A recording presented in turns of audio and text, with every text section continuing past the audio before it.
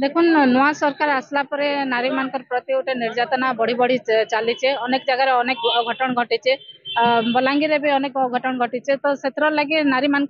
लगे गोटे सुरक्षा व्यवस्था कड़ाकड़ी करा बोलिक आमर विजु जनता दल सब महिला माने महिला दल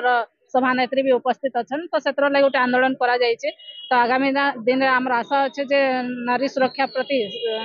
जिला प्रशासन सजग रहे आउ निश्चित भाव में रहार कथा जेहेतु जेन हिसाब से अघटन मान घटुचे से हिसाब से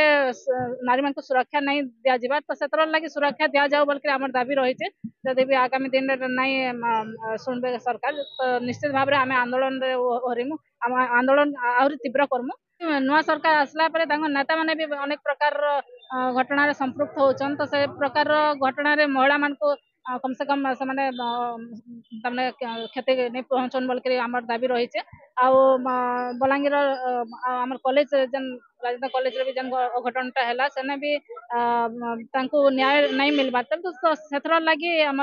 दाबीटा रही तो आम एसपी ऑफिस के आसीचु जिला प्रशासन शुणवे बोल आम आशा।